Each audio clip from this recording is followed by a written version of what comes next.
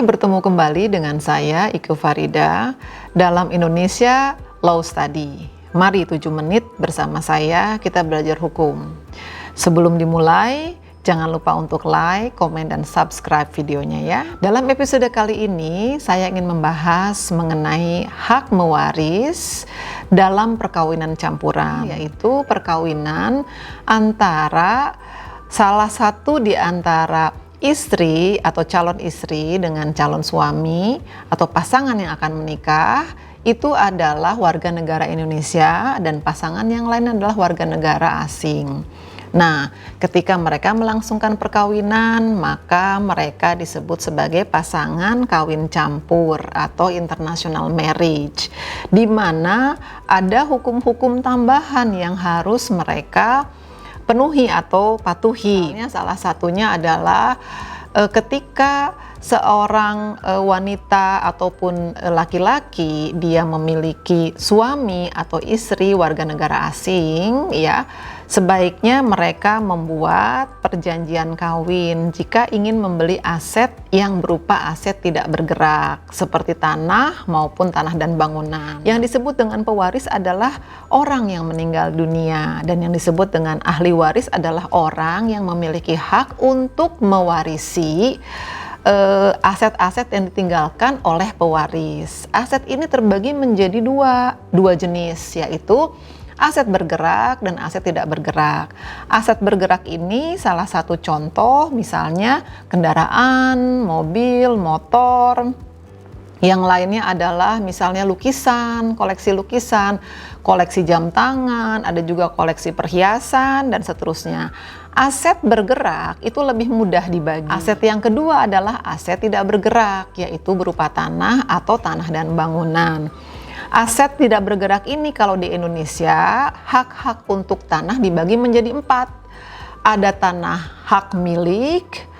Tanah hak milik ini tanah yang paling absolut, yang paling tinggi nilainya kalau diperjualbelikan, dan juga dia punya kelebihan, dia dapat diwariskan kepada keturunannya. Yang kedua adalah dengan hak guna bangunan. Yang ketiga adalah hak pakai. Yang keempat adalah hak guna usaha. Nah, kalau kita bayangkan bahwa warga negara asing, warga negara Indonesia, dan badan hukum misalnya, warga negara Indonesia bisa punya berbagai macam hak atas keempat hak tersebut. Warga negara asing hanya boleh memiliki hak pakai dan hak guna bangunan, hak guna usaha, dan badan hukum itu bisa keempat-empatnya. Hak milik bisa, hak guna usaha bisa, hak pakai bisa, hak guna bangunan juga bisa. Namun untuk badan asing, badan hukum dia terbagi menjadi hukum untuk yang asing dan badan hukum yang domestik. Itu ada persyaratan tambahan. Saya ingin sampaikan bahwa di sini adalah selain anak juga adalah suami ataupun istri, pasangan dari si pewaris, ya, yang punya hak untuk mewaris.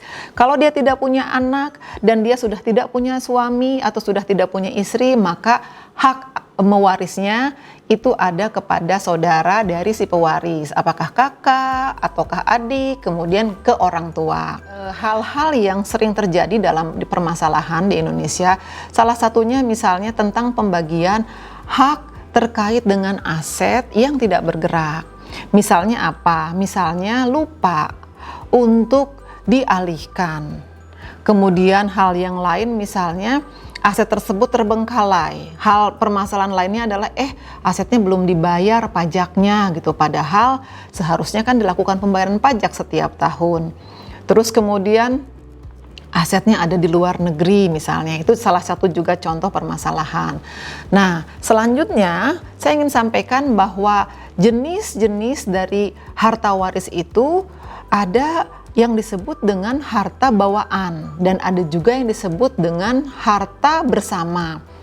Harta bersama adalah harta yang didapat dari perkawinan, dalam perkawinan. Jadi perkawinan dimulai tahun 2000 misalnya, sekarang misalnya sudah tahun 2022 misalnya, atau 21 misalnya.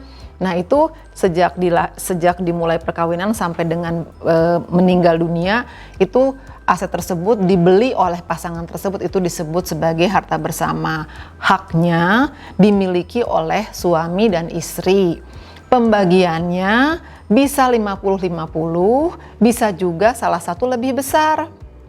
Yang ini 70, yang ini 30, yang ini 60, yang ini 40, tergantung para pihak, tergantung siapa yang dapat membuktikan bahwa dia memiliki porsi yang lebih besar dari pasangan yang lainnya. Nah, yang berikutnya adalah harta bawaan. Harta bawaan itu adalah harta yang sudah dimiliki oleh si pewaris atau harta yang dimiliki oleh salah satu pasangan ketika pasangan tersebut memang belum menikah. Nah, harta ini pasangan yang lainnya kan tidak punya hak.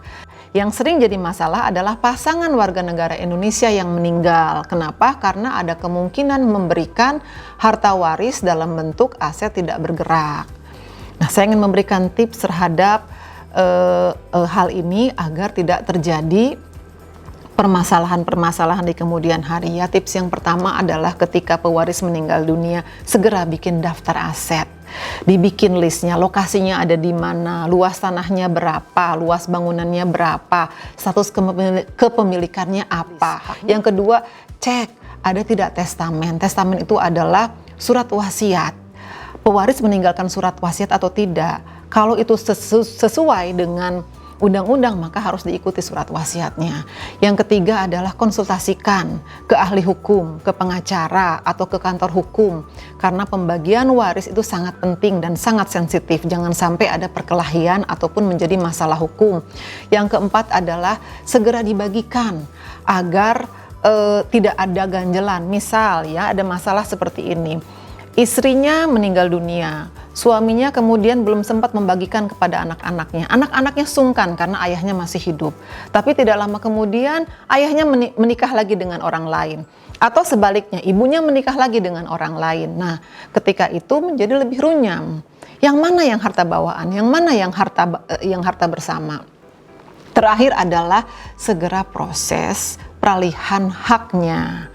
Karena jangan lupa, seorang warga negara Indonesia ketika ingin memberikan waris kepada warga negara asing, keturunannya ataupun pasangannya, maka ketika itu adalah tanah ataupun tanah dan bangunan, itu harus segera dialihkan dalam waktu 1 tahun. Demikian untuk episode kali ini. Jangan lupa untuk like, komen, dan subscribe. Sampai jumpa di episode berikutnya. Salam.